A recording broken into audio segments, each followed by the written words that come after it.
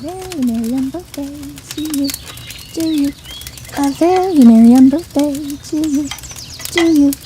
So blow the candle out, my dear, and make your wish come true. A very merry unbirthday to you. Oh, greetings! Welcome to the Red Rose Bakery, home of the best baked goods this side of Hearts. Or any side, really. So, what can I get for you today? We have plenty of delicious options. We have cinnamon rolls, raisin bread, banana bread, blueberry muffins, chocolate chip muffins, red velvet muffins, cranberry muffins, lemon muffins. Ooh, and did I mention the tarts? Oh, the tarts. Oh, we've got blueberry tarts, butter tarts, tarts with raisins and some without raisins. There are endless possibilities, sweet thing. And they're all here for you to taste. Sorry, was that too bold? I call all of my customers sweet thing, but I understand if you do not wish to be addressed as such. Alright, well, what can I get for you today? I was hoping you'd say that. Oh, these tarts are the town favorite. They always insist I bake them for every ball and party. Who's they? Well, the king, of course. Oh, have you ever been to a ball? Oh, it's amazing. You can just push your duties aside for an evening and lose yourself in the music. All the while gazing into the eyes of the beautiful stranger until the night ends, and as you part ways, you're left standing there imagining if you'll ever see each other again. It's quite romantic. But I suppose it is foolish to indulge in such fantasies. Or at least that's what my mother says. She believes I should put my time into more practical talents like embroidery, poetry reading, dancing, and playing croquet. All talents that would aid me in finding a suitable husband. Preferably a duke or a lord. Maybe even a marquis. Of course, she only sees marriage as a convenience. A source of comfort and financial stability. She cares not if I actually love him. Can you imagine that? Being trapped in a loveless, passionless marriage where all you do is sleep in the same bed, sit across the table from one another discussing nothing but politics and battle plans. I would much rather doom myself to the prattling and gaggles of girls who promenade across a lawn and listen to their idle gossip about who fancies whom and bragging about their lavish garden parties and, oh, heaven help me, watch them throw themselves at whatever handsome wealthy man shows up. That makes two of us. If I'm ever to marry, which probably won't be anytime soon, much to my parents' dismay, it will be someone I love, and who loves me. Someone I can see myself growing old and gray with. Someone who challenges me, emboldens me, makes me feel braver. Someone who makes me laugh and smile, even on the cloudiest of days. But my mother is so set on me marrying that weak-spined, clueless, bumbling buffoon of a king who hasn't shown any particular interest in me aside from my baking skills. Like, as much as I enjoy baking, that can't be all I'm good for, right? He's so busy penning love letters and throwing endless parties when he should be assembling his finest soldiers to find a Vorpal sword. You do know what the Vorpal sword is, do you not? Why, it's the only weapon capable of defeating the Jabberwock. You know, the beast who's been terrorizing this town for months now? if you've never seen him or heard any stories. Suppose you're lucky. I can't even bring up the notion without the king breaking into rashes. I can understand not wanting to get involved in conflict. He and the White Queen get along splendidly. But it's his responsibility to keep everyone safe.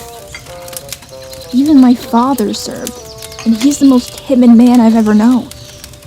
He just goes along with whatever my mother says and treads on eggshells around her, fearing having an original thought or opinion of his own. If I was to marry any man at all, it sounds so foolish when I say it out loud, but it would have to be the court jester. Of course, they'll never agree to the union. To them, he's not but a tool to entertain and amuse the gentry with his tricks and riddles. They don't see the man behind the three-pointed jingly hat. He's chivalrous, noble, witty, passionate, and incredibly charismatic, and handsome to boot. I have no doubt that he would be a better king than the one who sits upon the throne. You're right. I care for him a lot, but they don't see that. Like I said, a cruel fate.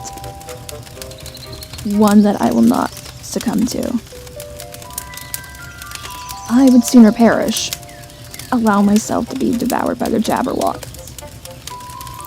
Anything is better than suffering another moment with that imbecile.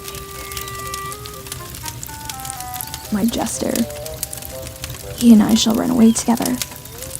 Just as we did that enchanting night when a golden glowing smile shone over the warm beach, and the stars were close enough to touch with our hands. We'll be somewhere far, far away from the kingdom, where no one, not my mother, not my father, not the guards, or even time himself can reach us. By the way, do you have any idea why a raven is like a writing desk? Exactly what I said. Why is a raven like a writing desk? I couldn't quite tell you the answer myself once upon a time. I didn't know it, and no one else could tell me. They didn't know it either, though they had once been asked. They gave up on solving it, but I didn't. I wanted to solve this impossible riddle. Impossible. What kind of a word is that? On Sunday mornings like this, I've come to believe as many as 6 impossible things before breakfast. And that's a lot. Then finally, I found it.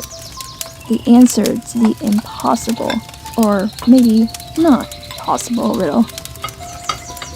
And it was no longer not possible for me to share it with others, should I feel so compelled. Why, it's all very simple, but not simple at the same time, because there are so many possibilities, and not one is truer or more likely than the other. So I do feel rather like a fool for not realizing it sooner. So, I ask you once more. Why is a raven like a writing desk? Because they can both produce a few notes. Because they both have quills dipped in ink. So many answers, you see.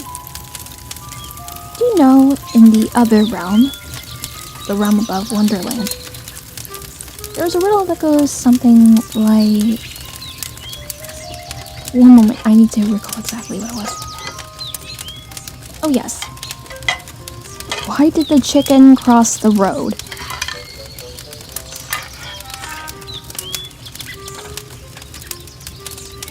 get to the other side. Oh, stuff and nonsense, is it not? Why else would a chicken cross the road, other than to reach the other side of it? You've seen many a chicken cross many a road here, and they all cross it with the exact same purpose. To get home to their families, to get to work,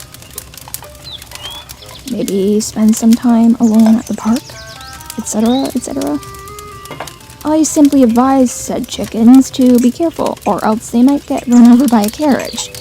Poor things. We don't want them to turn into scrambled eggs. Those scrambled eggs are quite delicious. Don't tell Madam Cluck I said that. well, yes, in the Kingdom of Hearts, everything is nonsense. Nothing is what it is, because everything is what it isn't. And contrary-wise, what it is, it isn't. And what it isn't, it is. Well, it's not so confusing if you really think about it. Here we are. A basket of heart-shaped tarts made special for you. Tell me, are you intending on wooing a special someone with them? Perhaps the purpose of the tarts would be to win over your new business partner or your boss. Sweets are the quickest way to one's heart, as they say. Or do you simply wish to give yourself an unbirthday treat? Oh no, there's nothing wrong with eating an entire basket of tarts by yourself. I've done the same thing once or twice. That'll be 2 gold pieces, please. Yes, I am aware that the sign says they are worth 3 pieces, but I've been talking your ear off the entire time. And surely you're eager to get where you need to be, even if it's nowhere at all. You will come by again, won't you? The day is much easier to get by when I have a friend to talk to. Well, yes, like I said before, I do enjoy baking. But aside from my cat, I'm the only one who works here, and it can get pretty lonesome, you know?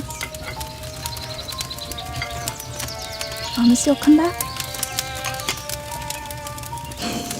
Goody! Oh, now I'd get home before those tarts turn sour. They do get a bit testy, you know, and a testy tart does not do well on the stomach. Oh, well, thank you for stopping by the Red Rose Bakery, and have a very merry unbirthday.